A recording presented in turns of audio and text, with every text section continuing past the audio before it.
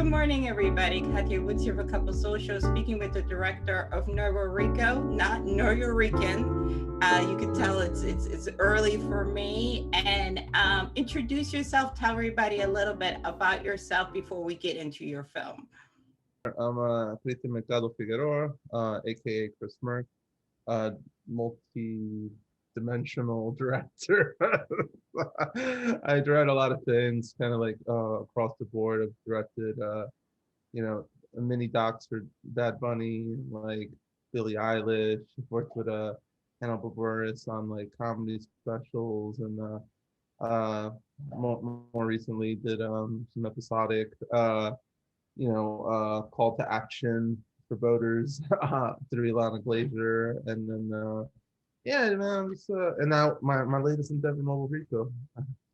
It was so smart to use animation to talk about, the sins of the music business, more or less, how certain artists, we don't talk about how certain artists are willing to sell their soul for the golden ring. You know what I mean? What made you say, let me make this in animation style versus just like a regular short film and so forth? Yeah, I do both live action and animation, and I'm kind of medium agnostic, and I think some stories are told really well in live action, and some stories are told really well in animation. And I really, I think the animation world is a little stiff. And I tried to shake it up a little bit. So, like, for me, the story of Puerto Rico is about how in terms of how multi-dimensional Puerto Ricans are. It's just like we're such a crazy intersection of so many things happening. I oftentimes find myself like having to explain my existence to strangers. You know what I mean? Like, yo, here's who I am. This is what our history is. This is where all these intersections happen. We're this byproduct of colonization. Like it's just like a lot of stuff to just digest. And people oftentimes, it's like they're always confused by us. So I think the world of NuevoRico is so vast and rich. I think the way I saw it, or the way I look at Puerto Rico, that it is kind of not as I guess stereotypical as people imagine. And the world seemed so big to me that I couldn't just do it in live action. I felt like animation was like the proper place to kind of expand and show that like multi-dimensionality that I think exists within the Puerto Rican community and the diaspora as well. Do you think that a lot of the misconception about Puerto Rican people is because I think it's not just Puerto Rican, but I think Latin people in general, they'll get like one person, right? And nothing against Jennifer Lopez or Lin-Manuel Miranda, but these folks then become like indirectly the poster child Yeah. for a community. And then when people go to Puerto Rico and they see all the different types of people, Black people, indigenous people, all in between, then they're like, how come we don't see these folks in the diaspora? Do you think that's a lot of that has to do with mainstream media? I mean, like in like the Latinx community in general, like there's just like a lot of there's been like a really kind of how to describe it, like colonized mindset sometimes, like especially like okay, so growing up watching Telemundo, watching Wapa TV, watching like all these networks that you know like I'll point to telenovelas. Telenovelas are a big, huge like media industry in the Latinx community, right? Like that is like a constant, and it's very rare that you see a lot of these. They come from Latin America, like the productions, and in very particularly strongly brown communities, right? And it's like remarkable to me that it is mostly white, like presenting Latinos that are in the front there. So it's always kind of crazy to see that, and it was really remarkable even like growing up in my family. So Puerto Ricans are really like hyperdimensional. Like even in one family you could have a range of a spectrum uh of skin tones, which is crazy to me, like because I grew up in a family that we had like a little bit of everything just happening. Like looking at my aunts, it was like a spectrum. Like one was very light skinned, one was tan, one was, and then my uncle was just straight up kind of just black.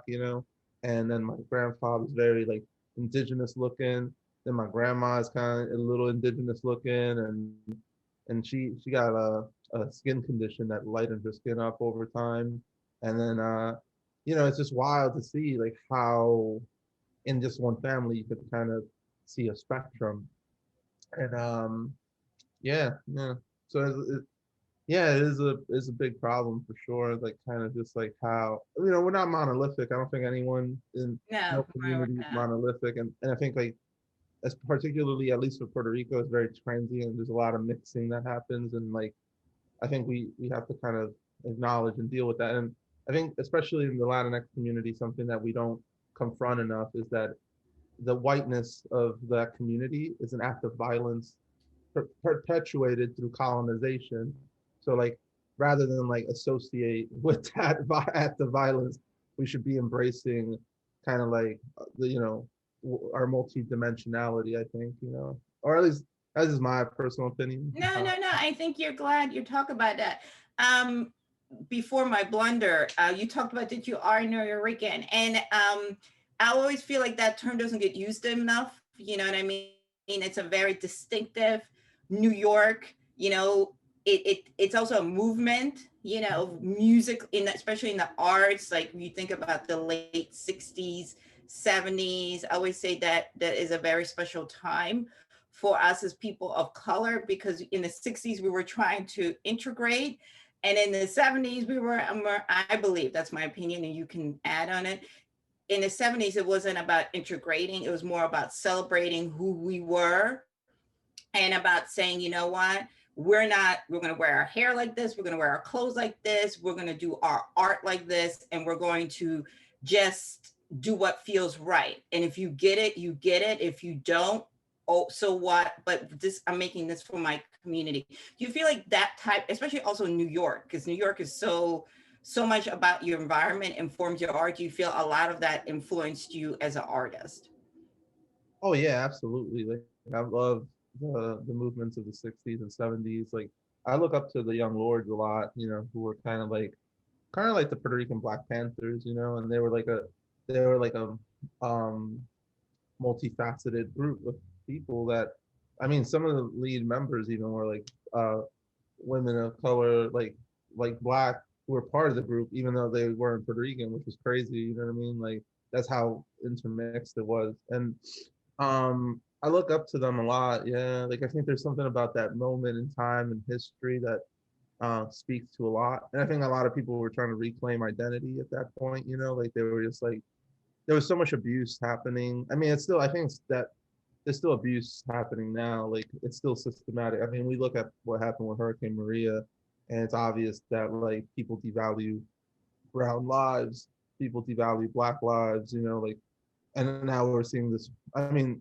I'm not gonna pretend like these are singular moments, because these are things that have been happening in America for like a long time. Like we see a string of anti-Asian violence happening right now, and yeah, like I love those moments in time where people were like, let's reclaim our identity, let's like not hide who we are, um let's embrace it. And I think right now in film we have like a window of opportunity to really like kind of embrace our stories in a way that we haven't been able to before. And I'm working only like right now on an independent level with NuevoRico, but like to me that's like throwing a rock into the window of Hollywood. Like, yo, like pay attention. Like you really Think you need do to be that. looking I at this mean, a little bit. the, I love how you took these two characters out of the concrete jungle and you threw them into the wilderness, so to say, right? And it's, I'm such a city girl too, and we have, once you take us out of that, we're lost fish, right? We're Yeah, like, okay, let me go back to like my Girl Scout, Boy Scout training, whatever there is, and we're completely clueless. And I love how those two were like, okay, how do we navigate in their perception of what they needed to do to survive out there? Was that purposeful to kind of be like, we're not yeah. as strong, or we don't know as much as we think we do? I think that it's always like complicated. Like anytime you enter a space, you're gonna be confronted with some challenge that like pushes you in some way that's uncomfortable, you know? So like I think of like from my experiences personally, I've always like you know, till I became like really independent and started working kind of like on my own in my own silo. The first years of my career were really kind of like me going being a city kid, like a New Yorker kid, going to like these commercial places that were like these big institutions, right? And you know, not fitting in culturally, not fitting in like as a human being essentially, and always having to deal with like weird like comments, like people being like people would say like off-colored shit all the time around me, like oh like you know like anytime I would tell somebody I was from Spanish Harlem, there's always a pause, you know, and I always remember that pause, you know, like that pause always like catches me, like because most of these places were like really like white led or you know it was like there's very little diversity, like if there was like one black person you were lucky, if there was like a Puerto Rican you were like yo what the fuck, this is insane. So like there was always that feeling of like oh like you enter the space and then it's like well what's like how do you survive, you know, like how do you make it in that space and what part of you stays and what part of you just do you have to like you don't want to even let go of it, but what part of you do you have to kind of like hide or like not present, you know, and like um I kind of actually to be honest that shit is bullshit, like it shouldn't be that way at all, but like I think that entering these spaces it always becomes kind of like a yeah, it's a problem that I think a lot of people kind of encounter and deal with, and yeah, it's I think that there's something about that that I think is an extension of colonization, and when I think of the characters like entering new spaces and like I think more so than that really sometimes it's like we thrust like people that kind of come from like communities that have been economically challenged into stardom sometimes, and then we put so much responsibility on them when they never even dealt with like the economics of anything before, and that's like a huge burden to suddenly go from being like hyper broke to super rich and then like not knowing how to navigate that completely is kind of like I think part of it too. Your film beautifully talks about, you know, how they have success, you know, like you said, it's the trappings of success. I don't want to give it away because I want people to get that piece. Challenge the relationship. This I'm trying to challenges the relationship, and it's exactly what you said, you know what I mean? You get that power, and it happens a lot because like you said, we don't come from generational wealth, right? So we Yeah. don't know how to deal with it, and it's a lot nicer to have money than to be broke. So if there's a possibility that you're going to go back to being broke, unfortunately some people are like, if I got to take you out, I'm taking you out because I'm not going back to the breadline. Was that more or less like kind of like to help us think about what the meaning of success is, you know, to have us think about, okay, it's okay to be successful, but it's not step on someone necessarily.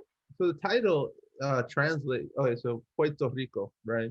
I always thought this was crazy, but it's just Puerto Rico literally translates to rich port, like rich port. Like even our fucking name is a commodity. Like our name is a commodity, and we still rock that name. Like we still have a commodified. Like we don't our island. I love Puerto Rico. I love Borinquen, but I can't ever separate the fact that like that we are mostly known as Puerto Rico and that is a commodity. And so like Nuevo Rico, which you know implies like a new Rico, a new way of thinking, also translates to new rich, you know, and like new money. And so I think about that as well.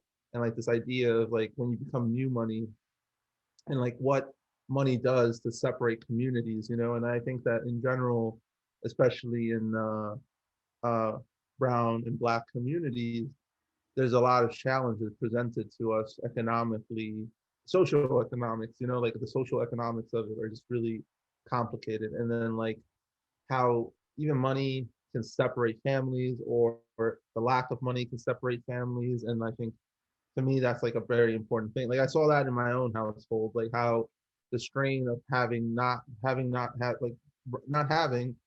kind of creates these tensions in the family that might not otherwise exist really, because it's just the financial burden. Like seeing my mom struggle to kind of just like try to keep a family together, and then honestly, just to see how different me and my brother and my sister all turned out just from the economics of it alone is like kind of crazy, because we didn't all land in the same way.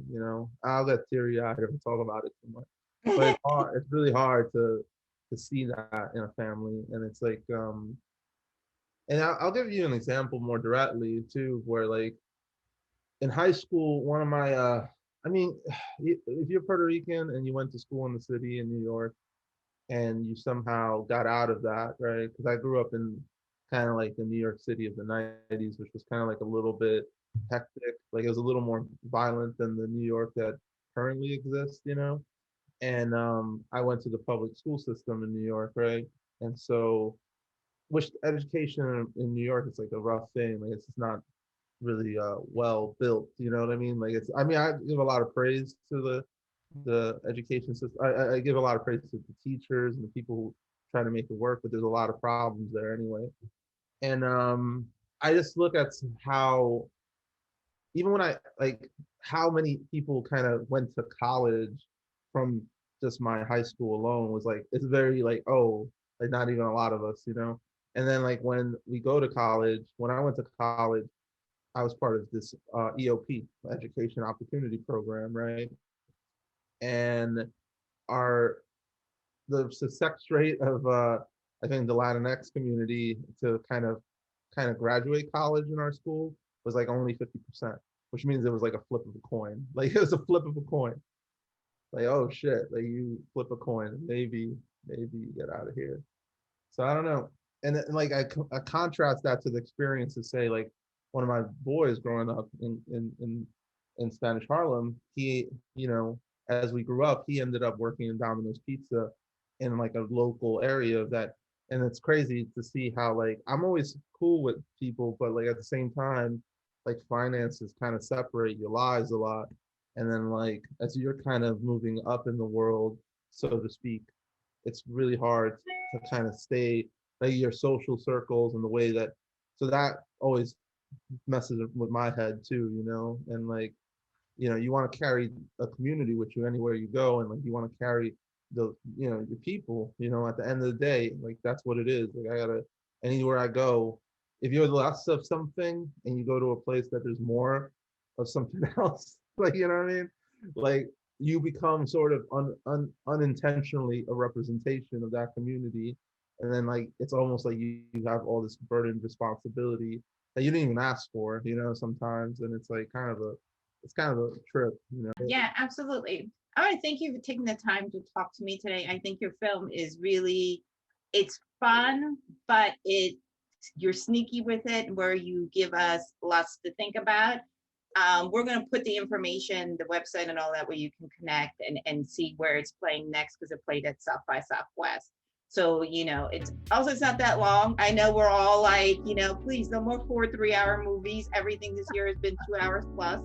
This is not. You're going to enjoy it and still be able to get back out to daylight. So again, I want to thank you so much for taking the time to chit chat today. Oh, thank you so much. I appreciate it. It was a really powerful conversation, I think. Absolutely.